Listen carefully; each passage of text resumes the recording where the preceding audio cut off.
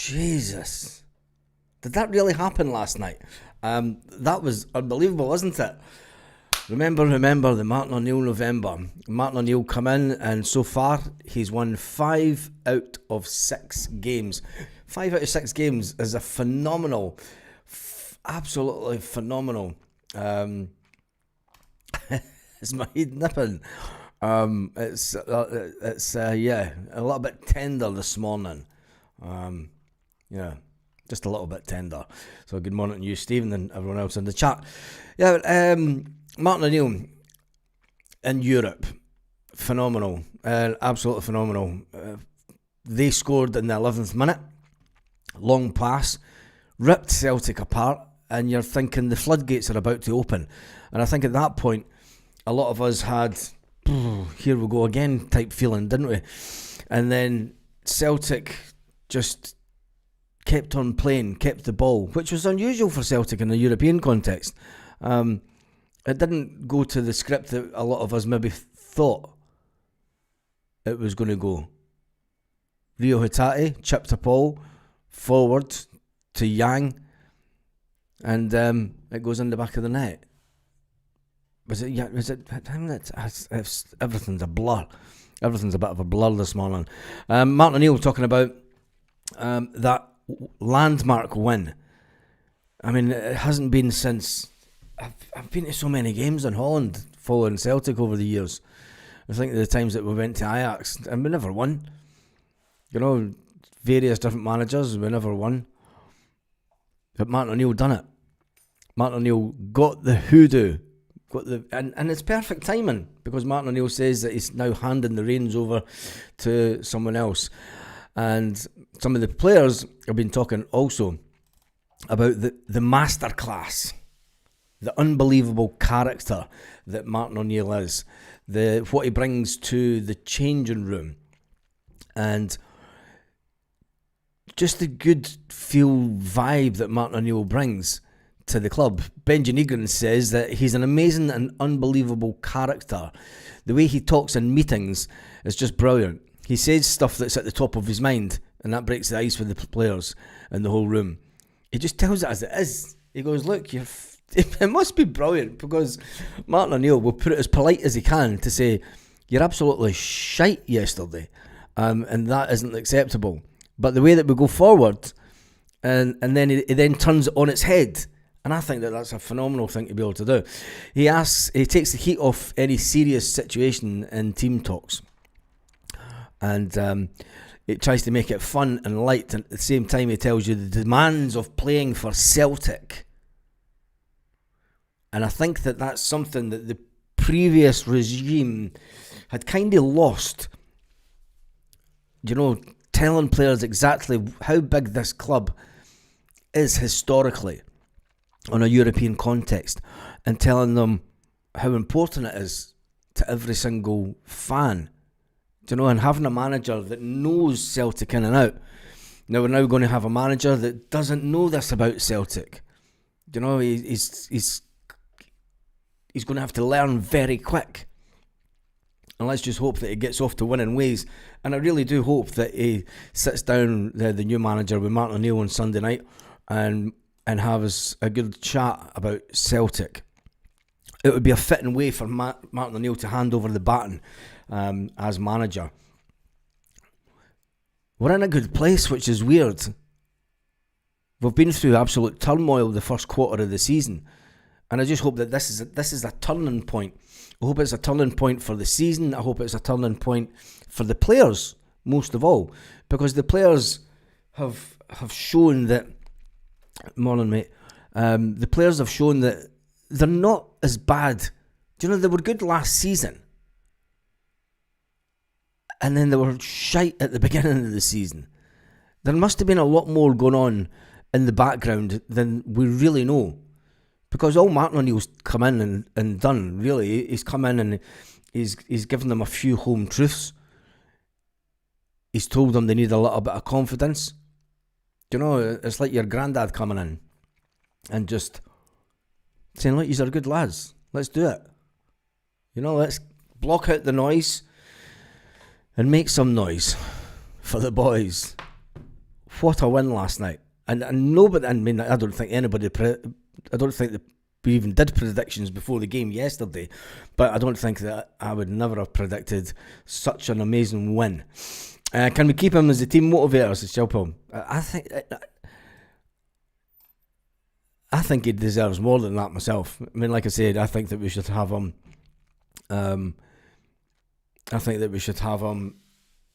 As head of the club in Peter Lawwell's shoes. That's just my own personal thought. I think that, if people want to get behind a really good campaign that could help bring us together, that will maybe bring about some kind of change. But I think that the biggest thing that could bring us together is getting Martin on, and he doesn't have to be at the club 7 days a week. Lawwell's not at the club 7 days a week, but just having that father figurehead at the club that knows us inside out would be an amazing prospect for every single Celtic fan out there, because I think that Martin O'Neill just gives us, everybody just sits and listens. They do sit and listen, and that's what's great about it. Anyway, I had no confidence in getting a win or draw last night, I have to say, says Flying Column. Yeah, neither did I. I mean, when I seen the team last night, do we still have the team? When I saw the team last night, I was fearing the worst. Let's be honest. You can understand why Donovan played. He's done okay, but he's a young lad, and he made a few mistakes last night. Let's not say that it was a fantastic game. Donovan made a few mistakes last night, but he gets to learn from that. And that's what Martin O'Neill does. He brings in players where he thinks that, yeah, you can do it. And he gives them that motivation, that trust. And that's a big thing for any young player. And Martin O'Neill having so many youngsters on the bench now is a necessity to have them on the bench due to the fact that we're lacking in players, more than likely. But playing Yang, and Yang actually having a decent game, and you're thinking, was it Brendan Rodgers that was the issue? Do you know? Unbelievable. My brother stuck £10 on Negrin to get the next goal at 16-1. Jesus. Oh man, I love things like that. Anyway, players talking about Martin O'Neill saying that he's a fantastic man. He says it's been like having a time machine. I thought I would have loved to have seen him when he was 20 years younger. He probably had more energy and more hunger, said Benji Negrin. The fact that he's brought humour to Celtic and the players, he's brought a smile back to their faces. And that's all that you can ask for anyone that was going to come in and stand in at this point. When you see the smile on the players' faces after the game yesterday, they're always. I think it was more important, not just the smile because they won. I think it's more important because of the togetherness that these players and players at Celtic have always had with their away fans. And the away fans spend a lot of money. And yeah, they give them stick, but they also give them an incredible backing. And the smile on the players' faces last night, I think the players were not only happy for themselves, but I think that they were happy for the fans. Because I think for a 73-year-old, I mean, even Martin O'Neill's wife warned him. She says, "You're going to fuck this up, you silly old man." I mean, we've all got misses like that just tell us as it is, but then they give us the confidence also to do things. And it's great that Martin O'Neill's missus just had that real leap of faith in him, and he's proved her wrong. And there's nothing worse than a smug husband coming home after work going, "I fucking told you, didn't I?" And then he gets slapped down and put back into the pecking order of the household. He might be up here with Celtic fans, and he might be up here when it's when he's at work and at Celtic. But when he gets back, he knows his place. Like every single one of us, we know our place in the pecking order when it comes to the house. Anyway, we're playing football again, not chess. Exactly, we're going forward. Every player has said they'd run through a wall for a Neil. I think so, and I just hope that they do this. I just hope that they do it for the new manager. I really do, and I hope that they have this excitement that comes in, and they're back being in a good place. Rodgers was delaying that the players were poor, says Vincent. The Huns will be glad to see the back of Martin. Martin O'Neill's going to be harder to follow than we could imagine. I think, well, the success rate of his can't be ignored. Only losing one game. And it was a game in Europe, let's face it, and it was a game against Midtjylland. And when you look at the Europa table, they're not a bad side. A good Celtic side, a good Martin O'Neill side, I think would have got a result against Midtjylland. Definitely. But the players, and Martin O'Neill said that he didn't have enough time. He's just in the door. That game came too quick for him. And it just shows you, can imagine what we're going to be like in a month's time after the new manager's had a month to tinker, just slightly adjust what Martin O'Neill's done. And, it's no longer a case of a Honda Civic.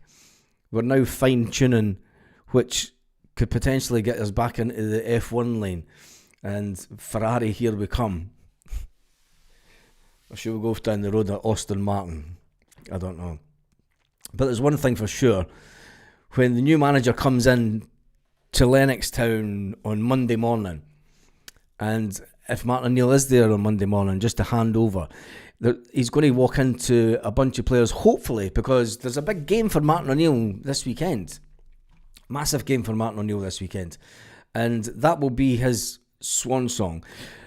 Those pesky Hibernian twats have reduced the allocation for Celtic fans. Down from 3,000 odd down to 1,800 or something. It's an early kick-off at the weekend. When you look at the fact that Hibernian are on 21 points, but they've played 14 games. Celtic have played 12 games, are on 26 points, only 4 points behind Hearts. It's all good, and we can enjoy the moment, as Martin O'Neill said last night. We can enjoy it for a few hours. And, we'll celebrate, but then we'll just get back to it tomorrow. They'll have a day off tomorrow. I wonder if they're travelling during the day rather than during the night. I wonder if Martin O'Neill went, no, fuck that shit. Flying back during the night and everything. Jesus, I'm far too old for that nonsense. You stay in the hotel afterwards, and then we'll fly home during the day like reasonable people. For that alone, if he's done that, if Martin O'Neill has done that, and they didn't fly back during the night, I don't know if they flew back during the night or not. It's normally what Celtic do. They fly home a couple of hours after the game. Hopefully they didn't do that and they had the night in the hotel so they get a good sleep. Travel back during the day, have the rest of the day off. I don't know. Anyway, when we look at the league table, Hibernian are kind of breathing down our throats, although they have got 2 games in hand above everyone, quite a few teams. Motherwell are in 4th position. Rangers are in 5th position, who celebrated a draw. Celebrated a draw at home. But anyway, who cares about them? It is all about what Mr. Martin O'Neill. What's the capacity of Easter Road? I have no idea. But even if we were to go down the 5% route, I think that would still be... I did have a look at it. Let me just see. I can't remember. Even if we were to go down the 5% route...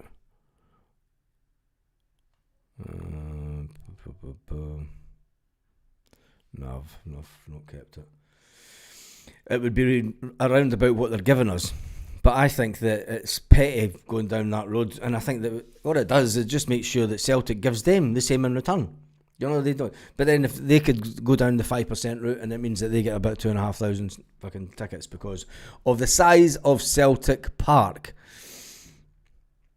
Playing a very, very shrewd game, our clubs in the SPFL. Right, let's see some more headlines about what was getting said about Celtic last night. Some fantastic headlines out there. Celtic give Martin O'Neill terrific European farewell with a historic win. Feyenoord 1, Celtic 3. The boys hit back from a goal down. The first away win since 2021. First away win since 2021. There's one thing, when the new manager does come in, he's got... He maybe thought he was coming in to sort of take over from a team that had lost its way, lost its motivation, And normally what happens when you've got an interim manager, you have an interim manager comes in and just holds the fort, and it doesn't go really great normally, does it? I mean, you have an interim manager and it doesn't always go the way that you maybe want it to go, but you accept the lackadaisical performances from the players due to the fact that it isn't the manager that's going to be there in a couple of weeks' time. And you know that performances are going to be indifferent because, you know, it's the same players that normally get the manager sacked, but the manager wasn't sacked. He decided that he wanted to leave. I think that he jumped ship before he was sacked, personally. I don't think that he wanted it on his CV that he was sacked by Celtic. Could Brendan Rodgers have got that kind of result? Not a fucking chance. Not a chance. Could he have got the results that Martin O'Neill's got over the last couple of weeks? I don't think so, but what Martin O'Neill has done is when he hands over that baton to brother Wilfred, he's handing over Celtic in a good place. You know? Morning, Stephen. What's up? Waking up with the way win. I know it is fantastic to wake up with a European away win. And let's hope that we don't have a European hangover. Yes. Because sometimes when Celtic come back from Europe, we are not at our best, to say the least. And Sunday is a big, important game because it keeps us up there. And we know that we're close to just overtaking them at the top of the table. Martin O'Neill was the greatest manager of my lifetime. Yes. I mean, you could say that... I mean, Brendan Rodgers was fantastic his first time round. It was brilliant. But for the journey that a manager takes us on as fans, Martin O'Neill is the best in my lifetime as well. I mean, I love Tommy Burns. Tommy Burns took us on a fantastic journey with football. But Martin O'Neill come in and did what he did at Celtic. First treble since Jock Stein. Do you know? And you could maybe say that, look, Brendan Rodgers came to Celtic at a time when Scottish football was in easy mode.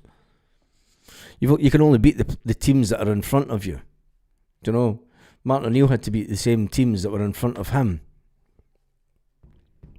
Let's just hope that Wilfred Nancy can do the exact same. Can he have an effect? And Brian's 42-year-old.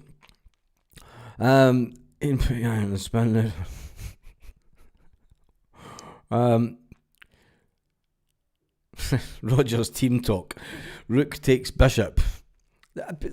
There was moments last night that we did have to revert to the side-to-side passing stuff. It wasn't as laborious and gut-wrenching to watch as what it would have been under Brendan Rodgers trying to keep the ball, because we still were trying to move and get passes. It wasn't the perfect performance. Do you know, let's not lie. I mean, they weren't a fantastic team. I expected a lot better from them, but you can understand that they're going through a bit of a negative time themselves, and they're going to get an even bigger ban when it comes to Europe, because I'm sure that you've all seen the videos of the pyro that went off over Celtic Park. It looked like fucking Israel had opened up fire on the ground with missiles coming in. But anyway, enough of that kind of talk. This shows with good management what our team are capable of. Yes, we still need major investment in the team, but let's not write off what we have. This is John this morning. Yes, it's weird and it's true. It just shows you. You know, we do have a good group of players. And when you think about the players that are out injured, getting that balance. And I'm looking forward to having a manager that gives us that balance of younger players and gives younger players an opportunity. Because even those younger players that made the flight yesterday and with the first team and were on the bench, that experience for them and winning away in Europe, that builds a confidence and a swagger.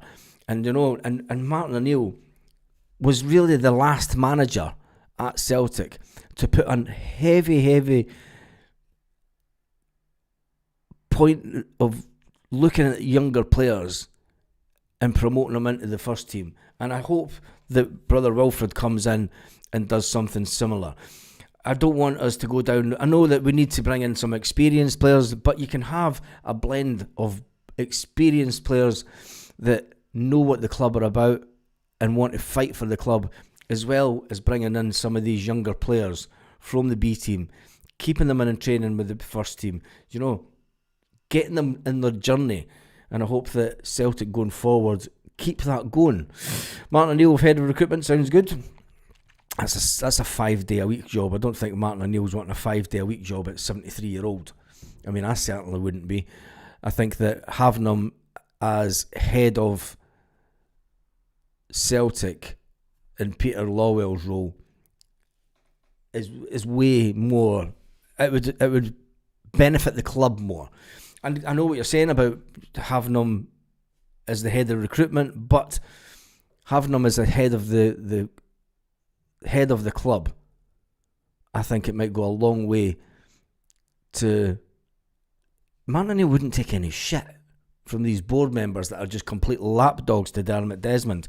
And I think that Martin O'Neill will have a few choice words to have with Dermot at some point. And there's one thing that Martin O'Neill, he does just tell it as it is. The players have said that. It was a joy to watch. Was Martin O'Neill 25 years ago. It's a joy to watch him again. Never sick of seeing him in that tracksuit and boots. I had 1-3 last night. And you also had 3-2. Won a few bucks last night. There we go. We should play the same formation at the weekend as last night.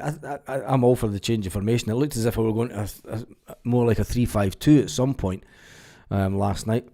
But it'll be interesting to see what the formation is in a couple of weeks' time when the new manager comes in. There's only one way to play football, and that's simple. O'Neill has shown them how. Yes. And even though that we had a lot of possession last night, Martin O'Neill said that, look, we passed them off the park. And we were keeping possession, and it wasn't just the side-to-side passing stuff, because we were kind of making little diamond shapes on the pitch and passing it around the pitch, trying to get the way through. And yes, under the old manager, we probably would have passed it back to the keeper a lot more. But we didn't do that, Under Brendan Rodgers, we didn't win at Hampden, Paisley or Rotterdam. Sure, that's a song in there. Are Hibs trying to be mini Huns lately? Yeah. Hate the SPL teams who reduce allocations. We need to do the same. But they then pull out the 5% thing, and then because of the size of Celtic Park means that they get 2,500 fans. It's just the size of the stadium. But yeah, I would reduce the allocation right down for them. They took the Eurostar. They never took the Eurostar. No believing that for a minute. Jim says, Yabaz, you're right. This weekend is just important, if not more. Yeah, I mean, Europe. They cross the channel on a rubber boat because it's cheaper. No SPFL team can beat us now. We're playing well again. Well, I wouldn't say that. I wouldn't say that no team can beat us. Maybe we should get back to being that confident. And maybe that's what Martin O'Neill's given us. And maybe, I think, keeping Sean Maloney or Fozzie in the backroom staff, and it's looking like it's going to be Sean Maloney. And I hope they keep Fozzie at the club. Because he's a fantastically good motivator of the players as well. And to have that connection that there's not a complete clear out. I mean, we've had the clear out that we really needed, and I think that there was a lot of raised eyebrows, and there was a lot of people going, we're going to be left to Maloney, isn't it? It's going to be Maloney. And there was a lot of negativity about it. But when you see what these people that have Celtic at heart come into the club and do, it's unbelievable. The way allocation is based on capacity, no team except us and Sevco bring a good way support. The rules have changed. Apologies for not reading all the comments. How many clubs will up their away tickets next year when they see how much money they're losing? Not many. This has been it's been an ongoing thing for a couple of years now, the reduction of tickets, and it's just getting worse and worse and worse. Let me just change this.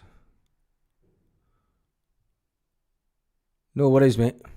Cheers, Jed. Just jump through.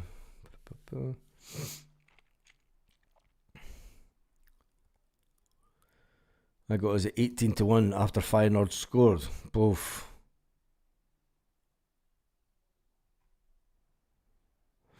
They said Martin O'Neill could not win in Europe without Larsson. Look at last night. Tell me about it. Right, I'm not hanging about much longer. I've just had a message from a mate. He's lost his keys in town for his car, and he's got to get back to Mallorca tonight. This is going to be fun today. Anyway, that's been done and dusted for this morning. I'm sure that there will be some kind of announcement tomorrow by Celtic. It's all exciting. It's an exciting time to be a Celtic fan, isn't it? It's an exciting time, but it comes with a little bit of anticipation because it's something new. It's something untested, untried coming into Celtic. Yep, Nancy's coming. We need to accept it. We do need to accept it, and I'm sure that he'll get the backing of the fans the way that we back managers. I just hope there's not too many bumps along the road. And if we do manage to keep this back team going, Maloney and so, I think that the transition, because they like to talk about transitions in football, I think that the transition from Martin O'Neill to Brother Wilfred might not be as bumpy as it could have been. And on that note, have an absolutely fucking fantastic day, Celtic fans, all around the world. Go into work, go to see the Huns, smile at them and say, get it right up, yous.